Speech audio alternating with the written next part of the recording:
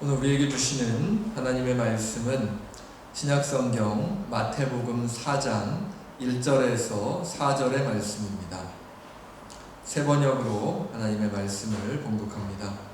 그 즈음에 예수께서 성령에 이끌려 광야로 가셔서 악마에게 시험을 받으셨다. 예수께서 밤낮 40일을 금식하시니 시장하셨다. 그런데 시험하는 자가 와서 예수께 말하였다. 내가 하나님의 아들이거든 이 돌들에게 빵이 되라고 말해보아라. 예수께서 대답하셨다. 성경에 기록하기를 사람이 빵으로만 살 것이 아니라 하나님의 입에서 나오는 모든 말씀으로 살 것이다 하였다. 아멘. 우리가 인생을 살아가다 보면 인생에서 일어나는 여러 가지 일들을 우리가 경험하면서 좋은 일들도 있지만 또 좋지 않은 일들도 우리의 인생 가운데 얼마든지 일어날 수 있다는 것을 우리는 누구나 다 인정할 것입니다. 우리는 너무나 당연히 우리의 인생이 좋은 일들로 채워지기만을 기대하고 또 기도하고 또 바라면서 살아가지만 그렇다고 해서 좋지 않은 일들이 일어나지 않는 것은 아니죠. 하나님을 믿고 살아가는 그리스도인이라고 해서 다를 것은 없습니다. 그리스도인이라고 해서 하나님을 믿는다고 해서 기도를 열심히 한다고 해서 세상의 사람들이 겪는 어려움이 우리만 그리스도인들만 피해가지는 않기 때문이죠. 그리스도인들도 얼마든지 예상하지 못했던 그런 어려움을 만날 수 있고 마음 아픈 일들을 겪을 수 있습니다. 단지 세상 사람들과 그리스도인들이 다른 것이 있다면 그러한 일들이 일어났을 때 어떤 마음과 어떤 자세로 그러한 것들을 받아들이고 감당하느냐이겠죠. 마태복음 초반부를 살펴보면서 예수님께서 본격적인 사역을 시작하시기에 앞서서 예수님께서 준비되어지는 그러한 과정을 우리가 살펴보고 있는데요. 오늘 본문에도 지난 시간에 살펴봤던 것처럼 이는 내 사랑하는 아들이다. 내가 이를 너무나 좋아한다. 라는 하나님의 사랑의 고백을 받았던 지난주의 그러한 모습과는 달리 오늘은 곧바로 광야로 가셔서 사탄에게 시험 받으시는 그런 예수님의 모습이 나타납니다.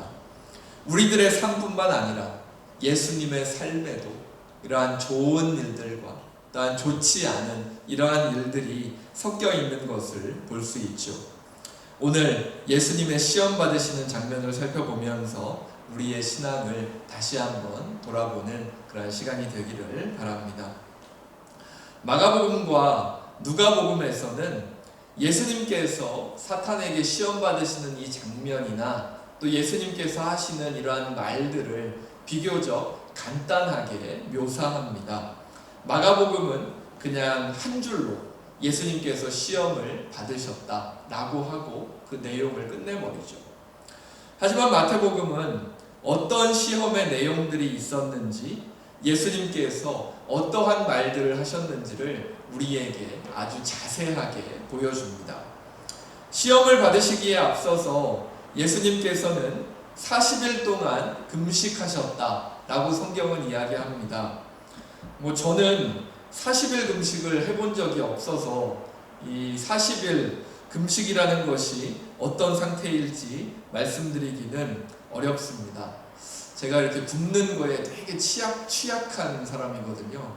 되게 배가 고프면 이렇게 성격이 안 좋아지고 이제 그런 게 좀 나타나는 사람이라서 저는 솔직히 40일 금식이라는 것은 좀 상상하기도 어려운 그러한 금식입니다. 하지만 우리가 생각을 해보면 인간으로서 40일간 음식을 먹지 않는다라는 것은 사실은 거의 죽음의 직전까지 갔다라고 우리가 이야기해 볼 수 있겠죠. 실제로 40일간 금식을 하고 돌아가셨던 그러한 목사님들이 몇 분 계신 것을 제가 알고 있습니다. 40일간의 금식이라는 것은 거의 사람이 다다를 수 있는 거의 한계에 다다른 그러한 상태를 말하는 것이죠. 이처럼 40일간의 금식으로 거의 죽음에 다다를 정도의 몸 상태를 가지신 예수님께 사탄이 다가와서 유혹합니다. 예수님께서 건강하고 힘이 있으실 때에 다가와서 유혹하는 것이 아니라 40일간의 금식이 끝날 때까지 그 40일이라는 긴 시간을 기다렸다. 예수님께서 가장 약한 타이밍에 예수님을 찾아가는 이 사탄의 모습을 보면서 우리들의 신앙에서도 우리의 연약한 순간을 노려서 우리에게 다가오는 사탄의 모습을 우리는 이 모습을 통해서 또한 생각할 수 있겠죠. 40일간의 금식으로 약해져 계신 예수님께 다가와서 사탄은 이야기합니다. 3절에 나와 있죠. 내가 하나님의 아들이거든 이 돌들에게 빵이 되라고 말해보아라. 내가 하나님의 아들이거든 이 돌들에게 빵이 되라고 한번 말해봐라. 언뜻 들으면 이 말은 사탄이 예수님을 향해서 빈정거리는 그러한 말투로 들릴 수 있습니다. 예수님의 하나님의 아들 되심을 의심하면서 내가 하나님의 아들이라면 이렇게 한번 해봐라 하는 그러한 느낌이 이 말에 담겨져 있죠. 하지만 사실 이 말은 사탄이 예수님께서 하나님의 아들이라는 것을 의심하면서 빈정되는 그러한 말투가 아니라 오히려 사탄이 예수님께서 하나님의 아들이시라는 사실을 확증해주고 있는 겁니다. 왜냐하면 사탄은 예수님께서 하나님의 아들이시라는 사실을 그 누구보다도 잘 알고 있는 존재이기 때문입니다. 그렇기에 이 말은 예수님을 향해 빈정거리기보다는 오히려 하나님의 아들로서 돌을 빵으로 바꾸는 능력을 사용해 보아라 라고 예수님께 요구하고 있는 거죠. 왜 사탄이 예수님께 이것을 요구합니까? 사탄은 이 첫 번째 시험에서 예수님으로 하여금 하나님의 뜻을 이루어가는 예수님이 아니라 하나님의 예비하심과 준비하심을 기다리고 그러한 하나님을 믿고 신뢰하는 예수님이 아니라 자기의 능력을 사용하고 자기의 능력을 의지하는 예수님으로 바꾸고자 하는 것입니다. 예수님께서는 하나님 아버지의 뜻만을 행하기 위해서 오셨지요. 예수님께서 이 세상에 오신 이유들 가운데는 예수님의 뜻은 들어있지 않습니다. 오직 아버지이신 하나님의 뜻만을 이루기 위해서 예수님께서는 이 땅 가운데로 오셨죠.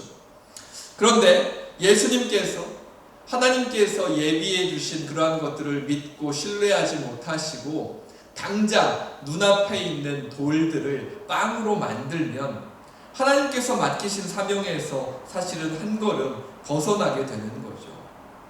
사실 사탄의 이러한 시험은 우리가 성경 곳곳에서 이미 보았던 그러한 패턴입니다. 어디에서 봤죠? 사탄이 최초의 여성 하와에게 선악과를 먹어보라고 할 때 뭐라고 말하면서 하와를 깼습니까? 이 맛있는 과일 좀 먹어봐. 너무 맛있어 보이지 않니? 이걸 먹으면 지혜로워져서 하나님처럼 될 거야. 나는 이러한 말들로 하와를 꼬드겼습니다. 에덴 동산에는 선악과 말고도 먹을 수 있는 것들이 정말 많았다라고 성경은 우리에게 이야기해 주죠. 하와가 굳이 선악과를 먹지 않아도 에덴 동산에는 하와의 주변에는 대신 먹을 수 있는 맛있는 것들이 넘쳐났다라는 겁니다. 그런데 사탄은 어떻게 유혹하죠? 사탄은 하나님께서 하와를 위해서 준비해 주셨던 그 주변에 있는 수많은 맛있는 것들을 다 잊어버리게 만들고 바로 눈앞에 있는 하나님께서 원하시지 않는 것들을 향해서 다가가게 만들어버리는 겁니다. 그리고 이와 비슷한 방식으로 이스라엘 백성들은 어땠습니까? 이스라엘 백성들이 광야에서 생활할 때 사막 가운데서 정말 먹을 것이 없으니까 이스라엘 백성들은 그 먹을 것으로 인해서 사탄의 시험을 받았습니다. 그리고 그 어디에도 먹을 것이 없다는 것을 깨달은 그들은 하나님 앞에 불평을 늘어놓았죠. 왜 우리를 그 먹을 것이 풍족했던 이집트에서 이끌어내서 이 먹을 것이 아무것도 없는 광야에서 우리를 죽게 하느냐라고 모세와 하나님을 원망했습니다. 하지만 그런 이스라엘 백성들을 향해서 하나님께서는 만나를 내려주시고 그들에게 하나님을 의지하면 하나님께서 가장 정확한 타이밍에 그리고 필요한 때에 하나님의 공급하심의 은혜를 가질 수 있게 될 것이다 라는 것을 이스라엘 백성들에게 보여주셨습니다. 하지만 하나님께서 그렇게 하나님께서 준비하셨다는 것, 하나님의 은혜가 때에 맞춰서 내려온다라는 것을 보여주셨음에도 불구하고 이스라엘 백성들은 만나를 자신들의 텐트에 쌓아둠으로써 스스로를 먹여 살리고 하나님을 신뢰하지 않는 모습을 보여주었죠. 하나님을 믿고 의지하면 하나님께서 때에 맞게 필요한 만큼의 만나를 하늘에서 내려주시고 메추라기를 날아오게 하셔서 고기도 먹을 수 있게 해주실 텐데 이스라엘 백성들은 가장 정확한 때에 공급하시는 하나님을 믿고 신뢰하지 않고 만나를 자신의 텐트에 쌓아두어서 다음에 먹을 수 있도록 준비한 겁니다. 사탄은 오늘의 본문을 보면 예수님에게 돌을 떡으로 만들라고 요구하면서 마치 예수님을 그러한 기적적인 것을 행할 수 있는 초월적인 인간으로 대우하는 것처럼 하다가 돌을 떡으로 만들어 먹게 함으로써 예수를 떡에 매인 인간적인 사람으로 만들어 버리려는 그러한 무서운 관계를 꾸미고 있는 겁니다. 예수님께서 오늘의 본문에서 돌을 떡으로 만든다면 사탄은 승리하는 거죠. 왜냐하면 예수님께서 돌로 떡을 만드는 것은 굶주림을 해결하려는 자기의 힘으로 굶주림을 해결하려는 그러한 시도가 되기 때문입니다. 이렇게 함으로써 예수님은 떡에 매인 인생이 되어버리고 떡으로만 사는 사람이 되는 겁니다. 마치 자신의 경제적인 어려움을 해결하기 위해서 수단과 방법을 가리지 않고 법도 마음대로 어겨가면서 사는 사람들이 있는 것처럼 사탄은 예수님 역시도 하나님의 뜻과 방법을 무시하고 자신의 힘으로 떡을 만들어서 해결하는 연약한 사람으로 만들어버리고자 했던 겁니다. 즉 오늘 예수님께서 이 처음으로 당하는 이 시험에는 사탄이 첫 여성인 하와에서부터 광야에 이스라엘 백성에 이르기까지 저질렀던 여러 시험들과 아주 비슷한 패턴이 계속해서 나타나고 있는 거죠. 그 패턴이 뭡니까? 하나님의 예비하심과 은혜를 믿지 말고 자신의 힘으로 구하고 찾아보라는 겁니다. 하나님과 믿고 신뢰할 수 있는 관계를 사탄은 이 시험을 통해서 깨버리려고 하는 거죠. 그렇기에 예수님께서는 이 시험에 넘어지지 않으시고 무엇이라고 대답하십니까? 4절에 나와 있죠. 예수께서 대답하셨다. 성경에 기록하기를 사람이 빵으로만 살 것이 아니라 하나님의 입에서 나오는 모든 말씀으로 살 것이다 하였다. 예수님께서 하신 이 대답은 이스라엘 백성들을 향해 모세가 한 말을 인용하신 겁니다. 신명기 8장 3절의 말씀인데요. 주님께서 당신들을 낮추시고 굶기시다가 당신들도 알지 못하고 당신들의 조상도 알지 못하는 만나를 먹이셨는데 이것은 사람이 먹는 것으로만 사는 것이 아니라 주님의 입에서 나오는 모든 말씀으로 산다는 것을 당신들에게 알려주시려는 것이었습니다. 이게 바로 모세가 이스라엘 백성들에게 해줬던 그러한 말이고요. 그리고 예수님께서는 모세의 이 말을 인용하신 거죠. 근데 예수님과 모세의 이 말은 무엇을 의미할까요? 무언가를 스스로 하려는 마음이 잘못된 것은 아니겠죠. 우리가 인생을 살아가면서 우리의 인생 가운데 벌어지는 여러 가지 일들을 우리의 스스로의 힘으로 감당하려는 것은 잘못된 것이 아니겠죠. 하지만 그리스도인이라면 하나님을 먼저 믿고 의지하는 마음을 가져야 한다는 것을 이야기하고 있는 겁니다. 무언가를 스스로 하려는 것이 잘못된 것이 아니라 하나님을 믿고 신뢰하지 못함으로 우리가 급한 마음으로 먼저 행동하는 모습이 잘못되었다라고 이야기해주고 있는 것이죠. 그리스도인이라면 당장 눈앞에 있는 상황 속에서 하나님을 믿지 못하고 기다리지 못하는 그러한 모습으로 살아가는 것이 아니라 당장 눈앞에 있는 이것이 아니더라도 하나님께서 나를 위해 준비하신 것을 기다릴 수 있는 그러한 믿음과 신뢰가 있어야 한다라는 것입니다. 지금 당장 눈앞에 있는 것을 놓치면 내가 엄청난 손해를 볼 것 같고 뭔가가 잘못된 것 같은 그러한 느낌이 든다 할지라도 그리스도인이라면 한번 멈추어 서서 그것이 정말 하나님께서 나에게 허락하시는 것인가? 내가 올바른 방법으로 이러한 것을 행하는 것이 맞는가? 정말 하나님께서 내가 이것을 하기를 원하시는가를 다시 한번 돌아보는 그러한 마음이, 그러한 잠시 멈춤의 순간이 우리에게 있어야 한다라는 것입니다. 마치 예수님께서 당장 눈앞의 돌을 빵으로, 떡으로 만드실 수 있는 그러한 능력이 있으셨음에도 불구하고 하나님의 뜻에 그것이 맞는지를 다시 한번 생각해 보시고, 하나님의 뜻은 예수님께서 사탄의 말을 듣고 당장 눈앞에 있는 돌을 빵으로 바꾸는 것이 아니라 그 자리에서 하나님의 말씀을 기억하면서 기다리는 것이 하나님의 뜻이라는 것을 깨닫고 사탄의 유혹을 물리치셨듯이 우리 역시도 정말 당장 눈앞에 있는 것이 우리가 당장 가져야 될 것 같고 당장 이것을 하지 않으면 꼭 손해를 보는 것 같은 그러한 느낌이 드는 그러한 순간이 우리 가운데 온다 할지라도 우리는 잠시 멈추어 서서 하나님의 뜻을 돌아보고 우리가 그것을 행하는 데 있어서 잘못된 방법이 사용되지는 않았는지 하나님 앞에서 정말 부끄러움 없이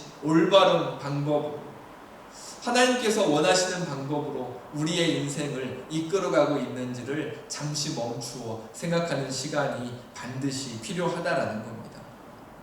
오늘 본문에 나타난 이 사탄의 첫 번째 시험은 우리의 삶의 자리에서도 사실 너무나 자주 마주치는 그러한 순간들이죠.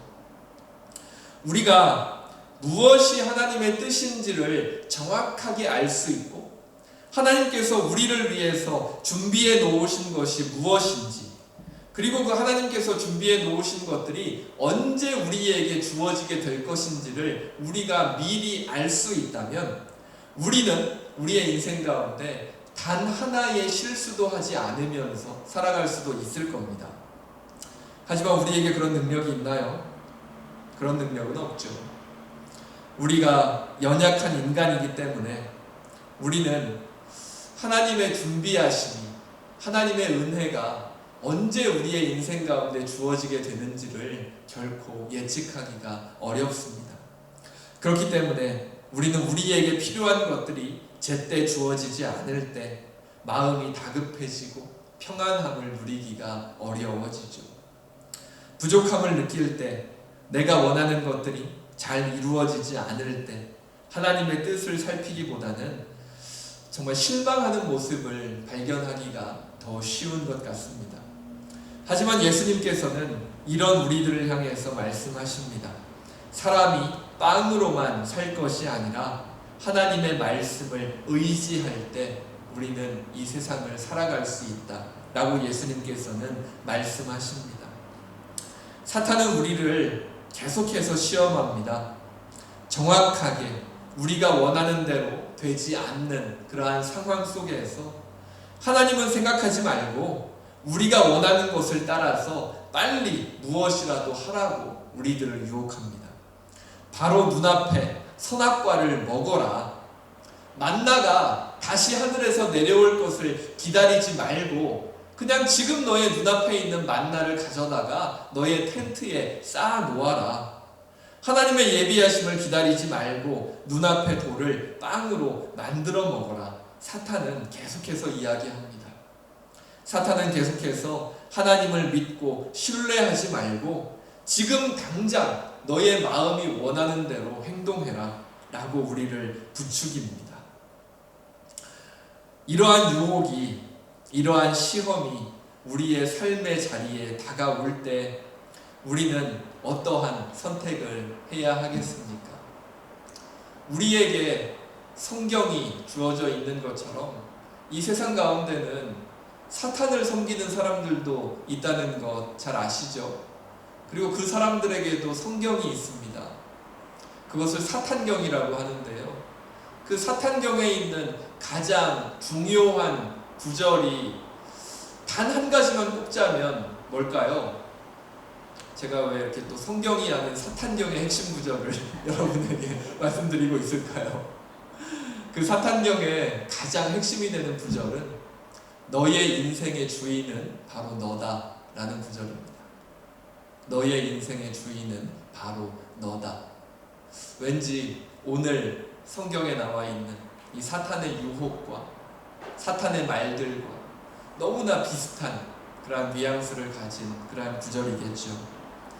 이러한 사탄의 유혹은 계속해서 우리의 삶의 자리에 다가올 것입니다.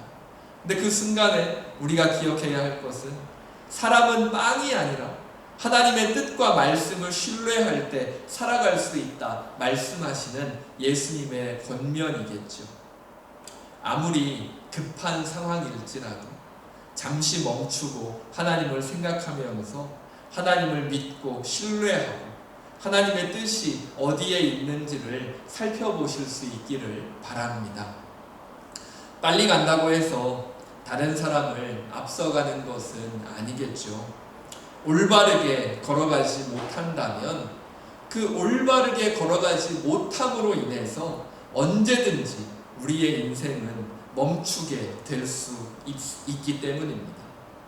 예수님처럼 천천히 가더라도 남들보다 느려 보이더라도 올바른 길을 선택하실 수 있는 우리 모두가 되기를 바랍니다. 바로 앞에 돌을 빵으로 만들어 먹으면 당장의 배고픔을 해결하실 수 있으셨지만 하나님의 뜻을 이루기 위해서 자신의 고통과 고난을 참으셨던 예수님을 기억하면서 정말 지금 내가 가진 능력을 사용하면 얼마든지 바로 눈앞에 있는 그런 어려움을 단번에 해결하실 수 있으셨지만 하나님의 뜻을 이루기 위해서 그 하나님의 뜻을 세상 사람들에게 보여주시기 위해서 그 40일간의 금식으로 인한 배고픔을 참으셨던 그런 예수님을 기억하면서 우리의 인생 가운데 내가 계획했던 것과 어긋나는 모습이 있다 할지라도 하나님의 뜻이 다른 곳에 있다면 하나님의 뜻을 기다리며 바라볼 수 있는 그런 믿음과 신앙이 있기를 바랍니다. 빨리빨리를 외치는 정말 성격 급한 그런 한국 사람으로서 참 가지기 힘든 그런 신앙의 모습입니다, 사실. 하지만 우리가 하나님을 향해서 이러한 신뢰와 믿음을 보여드릴 수 있다면 정말 우리의 힘으로 모든 것을 다 해결하고자 하는 그러한 삶의 모습이 아니라 정말 하나님께서 나의 인생을 이끄시고 나를 위해서 가장 좋은 것을 나의 인생 가운데 예비하시고 하나님의 계획에 따라서 때가 되면 하나님의 때가 되면 그것들을 우리에게 허락해 주실 것이다. 나는 그러한 믿음과 신뢰를 우리가 가지고 하나님과 함께 살아갈 수 있다면 하나님께서도 우리의 삶에 때에 따라 준비하신 은혜로 충만히 채워주실 줄로 믿습니다.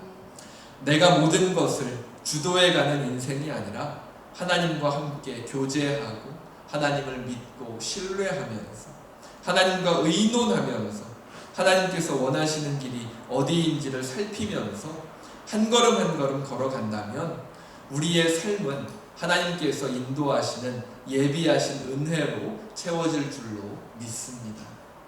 그것이 바로 우리의 인생 가운데서 하나님과 동행하면서 평안함을 누리는 그러한 길일 것입니다. 제가 참 신방을 가서도 또 여러 가지 신앙의 상담을 하면서도 한 가지 말씀드리는 것이 있는데요. 그것은 하나님께서 하시는 일에는 결코 억지가 없다라는 겁니다.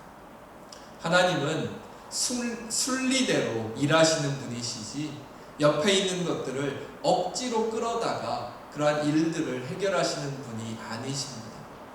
그렇기 때문에 하나님께서 함께 하시고 하나님께서 인도하시는 일은 늘 순리대로 일어나고요. 우리 사람이 억지로 그것을 바꾸어 보려 해도 그것이 결코 바뀌지 않는 그러한 모습을 나타냅니다.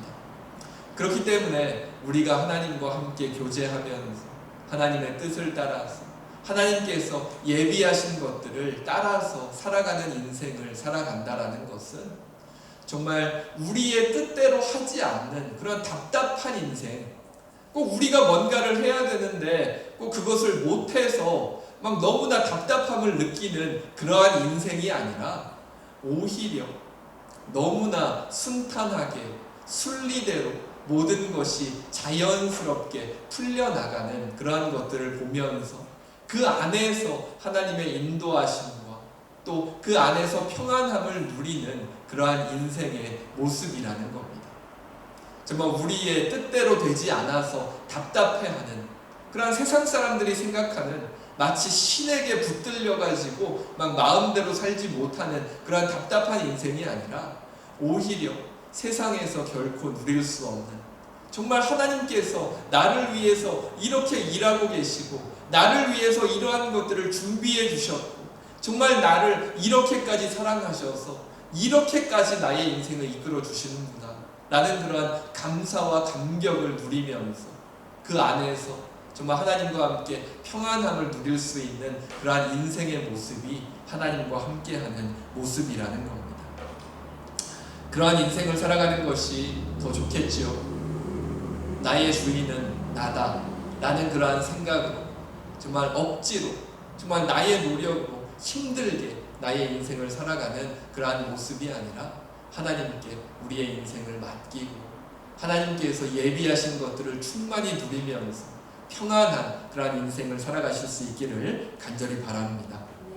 우리 고린도전서 10장 13절 말씀을 우리가 한 2번 정도 읽어볼까요? 2번 읽으면서 말씀을 마치겠습니다. 함께 읽겠습니다. 여러분은 사람이 흔히 겪는 시련 밖에 다른 시련을 당한 적이 없습니다. 하나님은 신실하십니다. 여러분이 감당할 수 있는 능력 이상으로 시련을 겪는 것을 하나님은 허락하지 않으십니다. 하나님께서는 시련과 함께 그것을 벗어날 길도 마련해 주셔서 여러분이 그 시련을 견디어낼 수 있게 해주십니다. 한 번 더 읽겠습니다.